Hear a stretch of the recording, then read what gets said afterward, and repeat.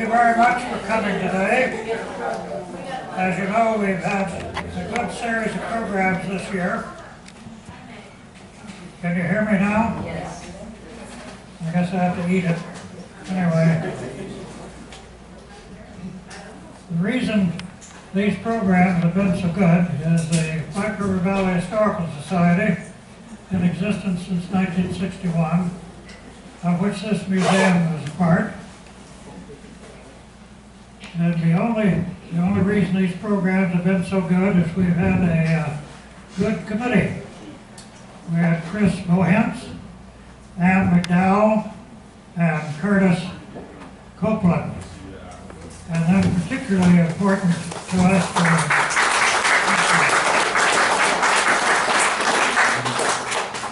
and I must also mention Sarah McDowell, who has done the beautiful posters which you have seen. We have, I think, a couple of board members of the society here. Roberta Messenbrink, I believe, is here, and Trish Trimble, and Leon Combs. They are members of our board and have been very also responsible for these programs. Also, those of you who are not members of the society, we hope that you will find your way to become a member and help support more of these programs.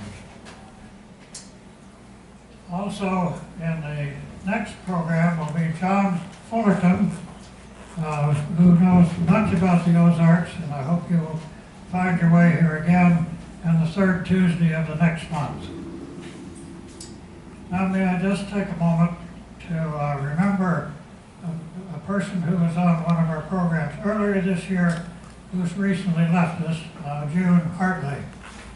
So I just would appreciate it if you'd remember her and think of her contribution to our community. Today we have an extremely distinguished speaker who is known to all of you here because all of you have been to his play over the years. And I think it's a real treat and a privilege and an honor for us to have him here. Keith, we're going to give you the opportunity to say whatever you like to elucidate us, to entertain us, or to shock us, or whatever. Keith, thank you very much.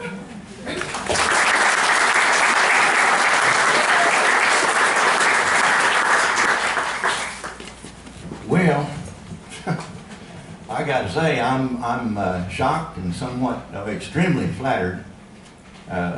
There's evidently a lot of people in here that don't know me, or they probably wouldn't be here. And the ones that do know me just want to see how many big stories I can tell. My name is Keith Thurman. I was born and raised here. I was born in the back bedroom of my grandmother's house over in, just outside of Rockaway Beach. And to kind of give you a background on possibly why I know a few things, I don't know a lot, but and my four grandparents, I go back 7 generations with all of them. My great-great-great-great-granddad, Willis Keithley, came into this area in 1829, and he left about 2 months after he got here with an arrow in him. The Osage Indians run him out of here, and he went and healed up, came back the next spring, and smoked a pipe of peace with the Osage, and they let him stay. He settled over at the mouth of Bear Creek, where it runs into Bull Creek, which is Walnut Shade now. So he started that little settlement. And the story goes that after he got tired of that and left there, he moved to the mouth of Roark, where it run into the White River, and that's here. So I don't know exactly how that all worked out. My great-granddad, who, and I'm going to warn you right now, I'll be running all over the place. I gave this absolutely no thought, because when I try to line things out, I just mess it up. So I just thought we would have a nice, comfortable conversation. And I'll let y'all ask questions in a little bit, and I'll answer them if I can, and if I can't, I'll make something up. And the second disclaimer is a lot of the things that I tell you today or say today will probably be questioned because there are so many different stories that go around about the Shepherd of the Hills book and the characters in it, that a lot of it depends on who you talk to. I just want to tell you that right up front. Anyway, great-granddad settled over here, and my great-great-great-great-granddad, Zachariah Moore, who is also Trish's great-great-great-granddad, he settled in here in 1837. Started Moore's Ferry over at Mildred. My great-great-great-great-granddad, John Thurman, came in 1842, I think, and my great-great-great-great-granddad, Nathaniel Thurman, he could have been in here as early as the mid-20s, 1820s. He come into Virginia in 1819, and then he made his way through Tennessee over here. So when I started high school and started getting interested in girls, my mother told me the first thing, she said, you come home and before you ask some little girl out, tell me who it is, because she's probably your cousin. Well, I didn't think much about that, but it turned out to be true. So, I've been with the Shepherd of the Hills for 51 years. I went out there in 1967. I had a record contract. I was very, very fortunate to meet the right people at the right time. Cy Simon out of Springfield. Some of you might remember Cy, I doubt it, but Cy had KWTO, and he and Carl Fox and Fred Foster started the Ozark Jubilee, which in the 1950s was Nashville. I mean, Springfield could have been Nashville had they not got into it over a concession stand. But anyway, Cy signed me to a contract with not United Artists, but close, off United Artists. And I was really happy with that and was happy with my music, and we were playing over in Rockaway Beach, which at the time was the big deal back in the day.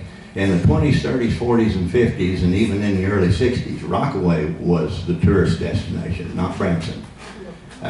This was the Shepherd of the Hills country, and the Shepherd of the Hills property was out there, and people visited it on a regular basis, but they usually stayed in Rockaway because it was a quaint little town right down on the lakefront. And anyway, we were in there, and Cy heard us, and he came in and visited with me, and I signed on the contract with them. And Monument Records is actually what it was. And we played all over the country, but I met a girl in Rockaway. I'm glad my wife's not here. But I'd tell you the same thing she was. There's a pretty little redhead girl kept coming in over there, and come to find out she was playing Sammy Lane in the Shepherd Hills Outdoor Theater. And like I said, this was in 1967. And we started seeing each other, and we went, so naturally I started going out there. I'd seen the play in '65, and of course I'd heard about the Shepherd of the Hills my whole entire life. If you were born and raised here, and especially at that time, everything was the Shepherd of the Hills. I mean, even the Shepherd Hills Township is Forsyth and over in the area. And like I said, this was Shepherd of the Hills country. So she and I started seeing each other, and I'll cut to the chase. We got engaged, and I really got hung up on Shepherd of the Hills. It's a magical place. If you ever get stuck out there, you're there. You can't get away from it. I see some folks shaking their heads that's in here that works out there and used to work out there. But anyway, won't go into details, but she ran off with Hank Williams Jr. and I stayed at the Shepherd Hills.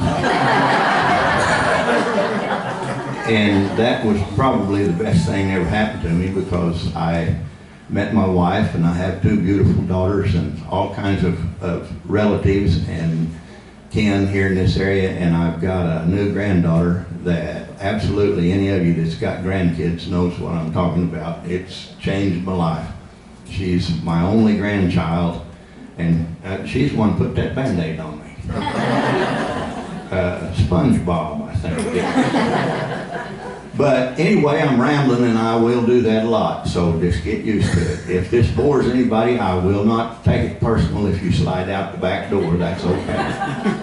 But when I got to Shepherd of the Hills, I knew quite a bit about it, or I thought I did. But as I was there, the longer I was there, the more I realized what this place really was. I mean, the Shepherd of the Hills, and not just because I work there, and not just because I practically live out there, there wouldn't be a Branson without the Shepherd of the Hills, literally. In 1907, when that book was published, Harold Bell Wright was shunned. The first copy of that book to come into this area put him in a bad way. He made the ball knobbers into an outlaw gang. And these people, half of them were furious and the other half was fine. But the ones who were very angry actually threatened his life. If he come back here, they'd tar and feather him, and so forth and so on. Well, Branson had just got the new railroad in January of 1906. And of course the White River hadn't been dammed up yet, so the steamboats were still coming up the White River. So there was people, after that book was published, it just ran amok. It was kind of the Harry Potter of its day. It was just a phenomenon. He recorded a book called That Printer of Udales. Now, let me give you just little information on him. He was born in Rome, New York, and at a very early age, his mother passed away. And his father was very poor and let's just say, had some problems. And he used to sell Harold Bell Wright out to the neighbors to work and just leave him with them.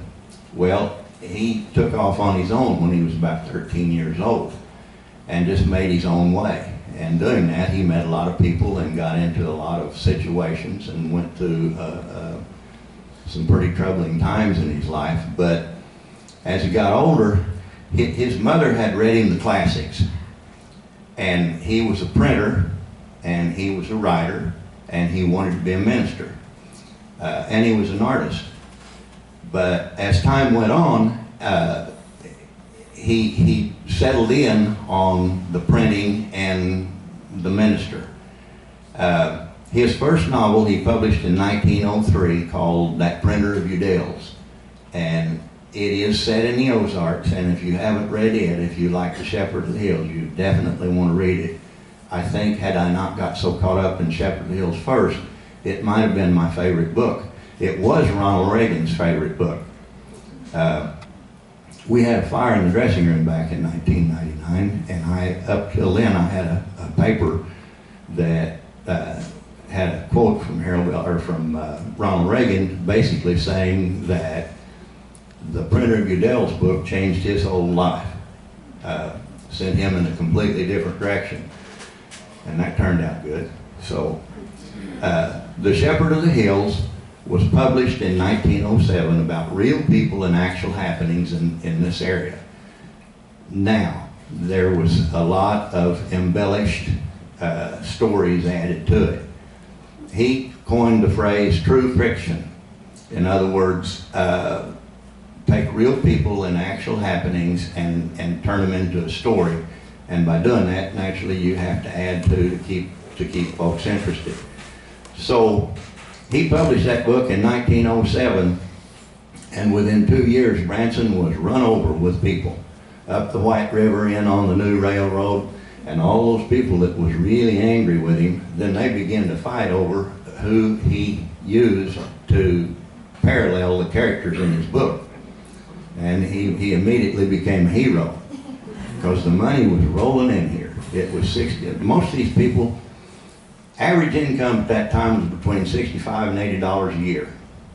And the first thing you know, they was making $200 or $300. So, good heavens, I mean, Harold Bell Wright was welcomed back with open arms, and how wonderful it was. He published 19 novels. He published another novel right after Shepherd of the Hills called The Winning of Barbara Worth, and then The Calling of Dan Matthews. He had 19 novels that he published. and 5 of them were bestsellers, which is a bestseller is a book that sells more copies than 1% of the whole nation's population at the time. That doesn't sound like a big deal, but that's quite a thing. There's only 2 other writers that outsold him, and that was all over the world, not just in the United States. But he had 15 movies or plays of his books. The Shepherd Hills was made into 4 movies. In 1919, a silent movie that he wrote and produced and directed. And then in 1928, another silent movie of The Shepherd of the Hills. In 1940, actually it was released in 41, was John Wayne's first Technicolor movie, was The Shepherd of the Hills. Now, it was a stinker, but it was irrelevant. It starred John Wayne, and it was his first Technicolor movie, and that was a big deal. John Wayne had just done a character called Ringo in Stagecoach, and he was a big star at that time. Well, the movie didn't follow the story at all, but like I said, it was Shepherd of the Hills and it was John Wayne. And I'm gonna back up a little bit. He turned the Matthews, or the Ross family, John, Anna, and Charles Ross, into Old Matt, Aunt Molly, and Young Matt in the story Shepherd of the Hills. And they're the folks who built the cabin out on the 160-acre property where the place is now. The only other character that he claimed was Levi Morrell as Uncle Ike. But all of these other people decided that they were the characters of Sammy Lane and Jim Lane and so forth and so on. Well, when the book was published, of course, the Ross family owned the place, and within 2 years, they were run off of it. There were so many people coming into Branson, finding their way out to that homestead. They were run over through the summer months. They just couldn't even get anything done. So they sold the place to M.R. Driver in 1910 and moved over to Notch, where he put in a post office and a general store and whatnot. Well, the lady that bought the place was, or the gentleman that bought the place, his wife became very ill, and so he sold it to a lady named Lizzie McDaniels in 1927.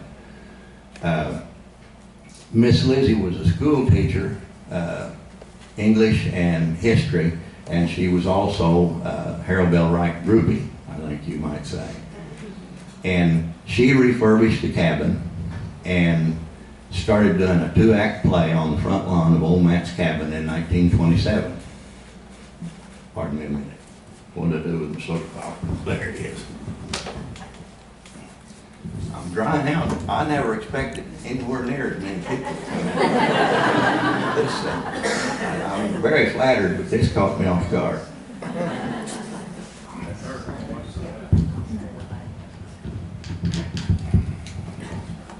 Usually nothing catches me off guard, but this did. Anyway, where was I? School teacher. Yeah, she was a school teacher. So she put the cabin back in proper perspective, started doing the 2-act play. So, and I don't mean this offensively, and I don't mean this rude or anything, but all the folks in Branson that claims they was the first or the first theater, they wasn't born when the first show in Branson started, because it was right out at the Shepherd of the Hills. She ran that play for 2 or 3 years, and then the Depression. And after the Depression hit, why, everything went downhill in a big way. And the Shepherd of the Hills kind of went with it. It just kind of dribbled along. But when the movie came out in 1940, here we go again. Branson started picking up, and the first thing you know, there was lots of people coming back to Rockaway Beach. And if you came to Rockaway Beach, you came to Branson to see the Shepherd of the Hills homestead.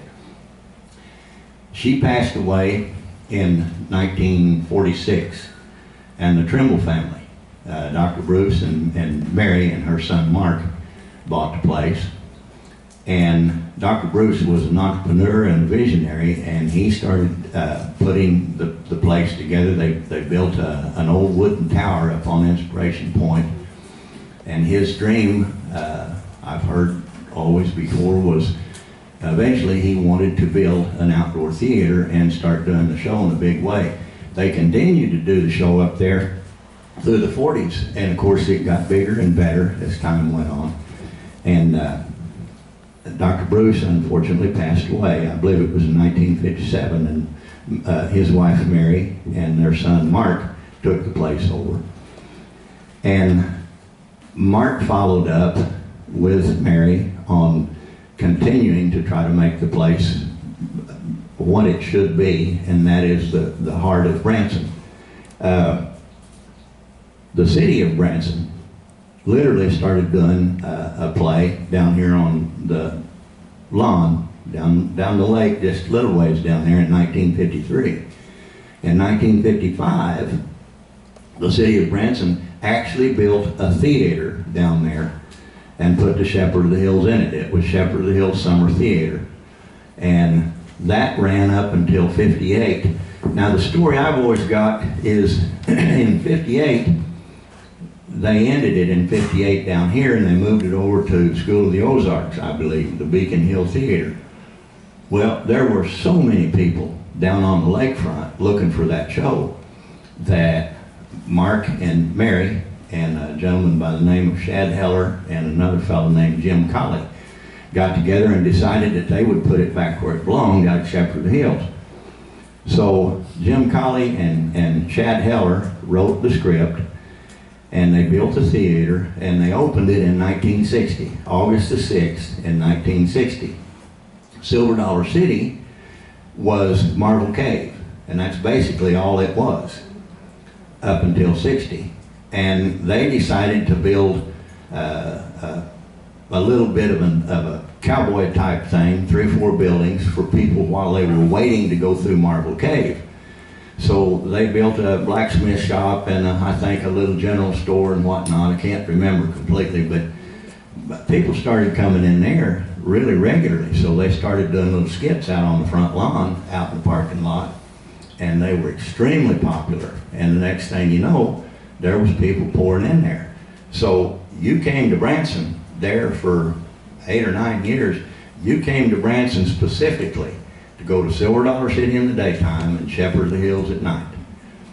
Well, the Shepherd started off a little rough, but it had settled down by about 1964 and 65. By the time I got there, they were doing several thousand people a year in the outdoor theater. And in 1970, they increased their seating area. And then again, in the winter of 75 and 76, we increased the seating area to just right at 3,000 people. And we were literally filling it up at least 5 of the 7 nights a week it was open. By mid-70s, we were running about 250,000 people a year through the outdoor theater. Well, the May brothers and the Presley family both had bands that played little community get-togethers and whatnot in the area. And the Presleys moved in here in 67, right where they are now. People used to ask Lloyd why in the world he went off out there in the middle of nowhere and built a theater, because at that time, that theater was 3 miles outside the city limits. The city limits was at the top of the hill where McDonald's is now. And he said, well, to catch all those people coming and going from Shepherd of the Hills and Silver Dollar City. They opened in 67 and did quite well, if I remember right. So the May brothers went across the street and built a theater in 68. And by 70, the Brashlers, and somewhere in the early 70s, the Brashlers, the Plummer family, the Foggy River Boys, they opened theaters, and Branson just continued to grow. Now back up again. Rockaway had been the big draw. And when they started Table Rock Dam in 1957, course, nobody really foreseen what that was going to do to Rockaway. I'm sure some did, but most probably didn't. After they filled the dam by 60, when they pumped water off the bottom of that lake, it was still 48 degrees when it hit Rockaway. And since Rockaway was known basically for water activity, oh Lord, their swimming, their canoeing, their pedalos, their skiing, and all of that went south for the winter. Most of the families that had been coming in there began to migrate towards Branson, because Branson was the next step over. There still wasn't, everybody didn't desert Rockaway. And then in 1965, 4th of July weekend in 1965, I was 16 years old, and me and my buddy Jim Davis was sitting on, there was a restaurant called Naoti's, and we were sitting on the restaurant roof. My mother cooked in there, and watching the happenings. There was a dance pavilion right across the street that had been there since the 20s, the Rockaway Dance Pavilion. An old boy from New York bought it. I can't pronounce his last name, but his name was Rocco, and it was Rocco's Gay Nighties. And these folks was in it for real. They was bringing in big name groups. I'm sure you won't remember this, but what I just lost the name. Anyway, there was a big name band in there that weekend, and they had just released a song called "The Cheater" that was one of the -- it was in the top 5 Billboard 100. So the place was absolutely packed. Old Butch Goodall was running the door that day, and by 3:30 that afternoon, Jim and I climbed down off the roof and went over there and visited with him for a minute, and he said they had taken in just a shade over $10,000, and it was $1 a head to get in. It would hold 1,000, but you went in, you bought your little mug of beer, and then you just walked the streets. You could walk across from one side to the other, you could walk across on heads. It was just packed with kids. They called it the Little Daytona Beach of the Midwest, and the kids had taken it over. I mean, there was probably 20,000 kids down there that day. We sat up there, it was miserable hot, and it was obvious that something was going to happen. It was just, you could just feel the tension in the air of what was going on. Now, what I saw and know was about 4:15, 4:30, there was a fella, but they blamed that riot on motorcycle gangs, which is absolutely not true. And the Hells Angels wasn't anywhere near Rockaway Beach in 1965.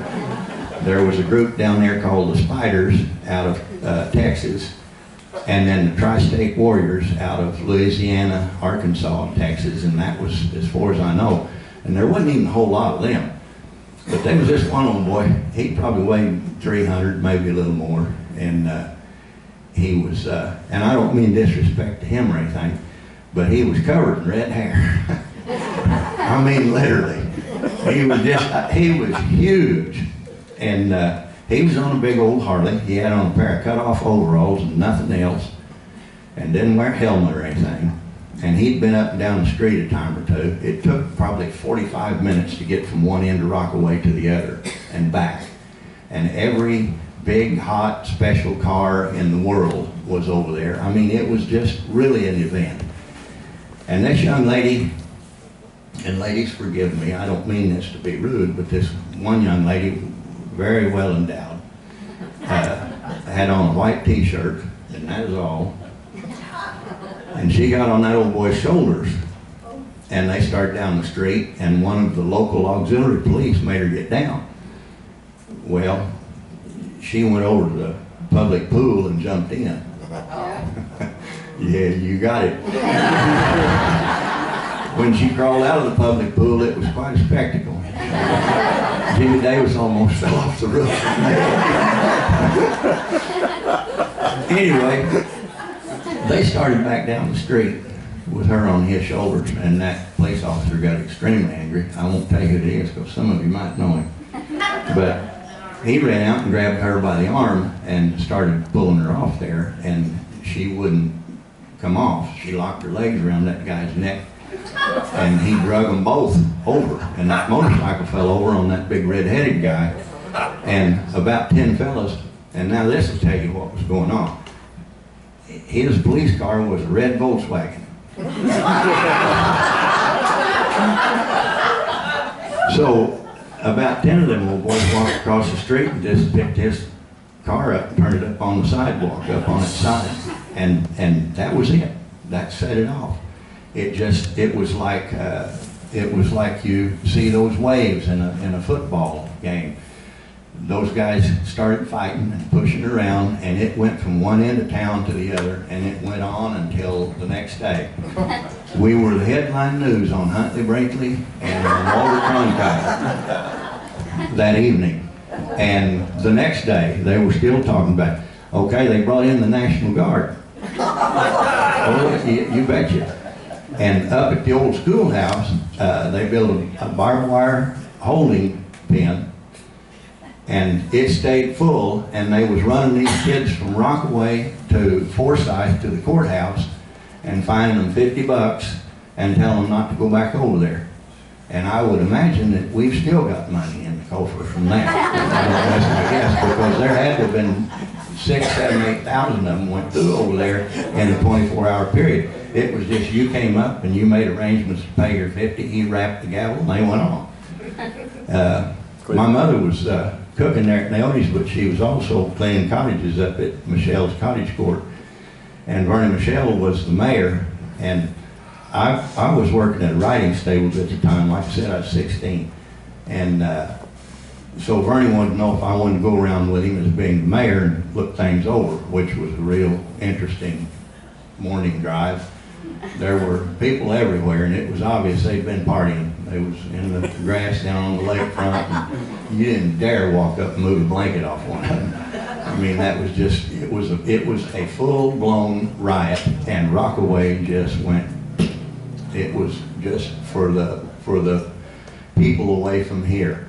It turned into a local gathering for the kids. Like I said, I played over there in 66, 7, 8, 9, and some in 70. And it was nothing for us on Friday and Saturday night to have 1,000 kids in there. So anyway, enough of that. Rockaway had gone down to nothing. So they moved on over to Branson, like I said. And after the little rush in the early 70s, as time went on, more and more people began to discover Branson as far as entertainers go. In 1980, Lulu Roman, I believe it was 80, yeah. Lulu Roman and Junior Simple was up here doing a benefit show. I believe they were at the Paul Knobbers for Rex Allen, who was quite ill. And when they came out of there in the middle of the afternoon in August, they gridlocked in Branson. And I'm sure that those folks had been watching this area. But boy, here came Hee Haw. And Hee Haw built a theater and opened it in '81, which brought Roy Clark. Roy found the gold mine after a year or so. He and Jim Thomas built a theater, the Lodge of the Ozarks, out there right next to. The Hee Haw Theater is the one that Mickey Gillies in, right there at Whitewater. Right next to it, they built the Lodge of the Ozarks and the Roy Clark Theater. Well, Roy was bringing in acts like Boxcar Willie and oh gosh, there's no telling who all they had in there, but each one of them began to find out what was going on here. You can get off the road and not have to travel and have a full house on a fairly regular basis. Lord, what are you going to do? So Boxcar Willie was next, and somewhere during that era, Jim Stafford came, and the Wilkerson brothers put in a theater. And in 1990, Gary Snaden and Jim Bicknell built a theater and put Ray Stevens in it. Well, 60 Minutes got a hold of what was going on here. And 60 Minutes had a 20-minute piece. And then they reran it again the next spring. And from then, I'd say about 4 years later, we went from maybe 12, 13, 14 credible nighttime entertainments to over 100 in just a 4 or 5 year period. And a lot of you won't remember, but I mean, there was people coming in here. Not that there isn't a lot of people in here now with a lot of clout, but the thing then, you had Andy Williams and Loretta Lynn and Pat Boone and John Davison and Willie Nelson and Merle Haggard and the Osmonds and Welk Show. Oh Lord. What was it? Oh, Mel, yeah. Well, Mel and Mickey Gilly and all them came. There was just tons of folks here. Now, I personally, I personally think what happened was that, and I'm getting into territory here now that I probably shouldn't, but this is the way I know it, and some of this is just my opinion. I think that the people believed that gambling was coming to Branson, because I know for a fact that a huge number of the theaters that was built from 1990 on were wired for gambling. In other words, you walk up and knock a hole in the wall and pull the wire through and set up a one-armed bandit. And if you look at some of these theaters, Mel's Theater out on 248, the holding area, the lobby, is 3 times bigger than the theater. I mean, at least 3 times. And so many of those places, I think, thought that Branson was going to get gambling. It was going to be a family, little Las Vegas family type place. When that didn't happen, they began to roll out of here. Most of them didn't stay more than 3 or 4 years. We kept the great ones. Andy stayed, and Mickey Gilly stayed, and Mel stayed, and Jim Stafford, and so forth and so on. Yakov came in a little later, and the Welks stayed. The Osmonds were here for a long time, still are. But down through the years, we've had some of the biggest names in show business. And there were several just one-nighters. The Mandrell sisters was here for a long time. But there were folks coming in like Reba and some of them that was playing one-night stands at, they're tearing it down now. Oh, Grand Palace. See, I'm getting old. I've got too much going on in here. The Grand Palace had they had the Rockettes and lots of big name folks in there. Well, where I'm going with this is that's what built Branson up to what it is now. But had the chain of events with the Shepherd of the Hills not taken place, I don't think Branson would have built back, and this is just my opinion. I don't think Branson would have built back in 1909. You see, Reuben Branson is responsible for Branson because in 1882, I believe it was, Reuben Branson opened a post office and a general store here in Branson. And they started calling it Branson. A few people did, but it still wasn't Branson. In around 1900, they named this town Lucia. Yeah, Lupus, that's a whole different ballgame. Yeah, never mind. Lucia. Anyway, it only stayed Lucia for about 2 or 3 years. In 1903, I believe it was, is when it officially, the whole town became Branson. Well, Branson burnt in 1909. And I don't think Hollister was actually as bigger deal, and Kirbyville was a bigger deal than Branson was at the time. But Shepherd of the Hills was connected with Branson. So all of the people that were coming to town spending all of the money, had they not started that in 1907, I don't know that they would have built this town back in 1909. That's just my opinion. And then she burnt down again in 1912. Almost the entire town. So when they built it back that time, it was masonry and stone instead of clapboard cabins, clapboard buildings. And like I say, here we are today. Obviously, I'm very partial to the Shepherd of the Hills, but what I tell you is what I feel is the truth. We've been out there now with the outdoor theater for 60 seasons, 59 years and 60 seasons. And of course, when the big calamity took place in the early 90s, we slowly began to lose the big crowds.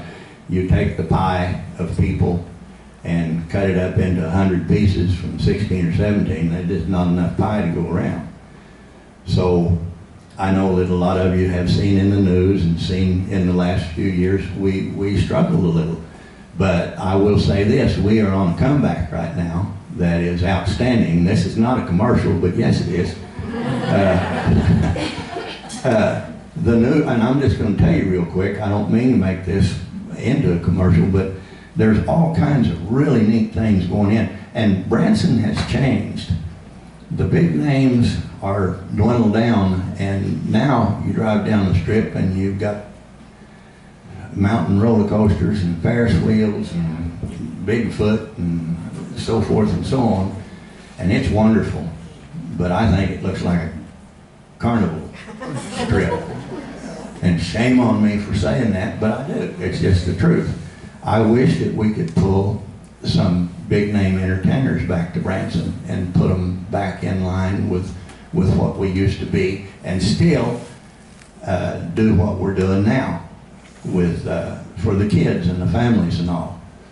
But I'll leave that alone, and shame on me, and I shouldn't be doing that. But back to 1907, when that book was published, it was so popular because of his printer Udell's.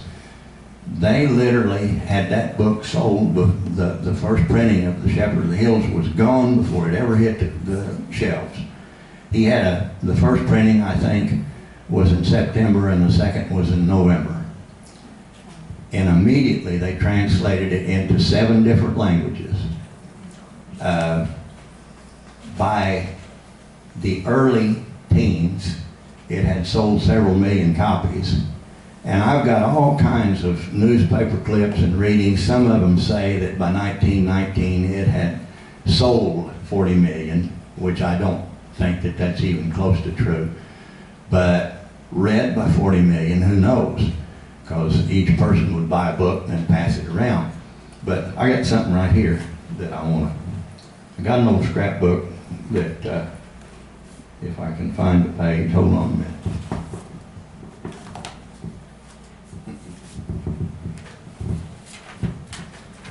This is a reprint of a newspaper from Paris, Texas, and it's dated June the 12th, 1928. A particular sentimental interest centers around Harold Bell Wright's famous novel, The Shepherd of the Hills, a dramatization of which has been brought to the premier attractions list. Premier attractions was a traveling entertainment that did different plays around the United States, and at this time they were doing The Shepherd of the Hills. A story more typically American could hardly be imagined.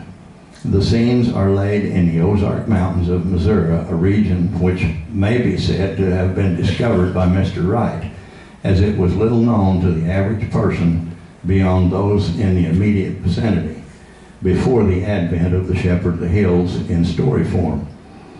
It has since become a national vacation ground through the popularity of its attendance, it attained from the 20 million readers of the Wright story. A casual visit to this particularly unknown country showed the author its possibilities, and he remained to write a story of the everyday life in that section. The story is now read in every land, and it goes on to talk about Little Pete and so forth and so on. And I was telling you about my family a while ago, while I got this out. I found this about 15 years ago. I've always been drawn to the Shepherd of the Hills. As soon as I got out there, I was hooked. I just couldn't get away from the place. There's just something about it. I don't know where he is, but there's a gentleman in here that has been out there with me basically the whole time. I think I come about 2 or 3 years before he did. Some of you probably know him, old Mike Caulfield. He's standing, you can't miss him if you look back.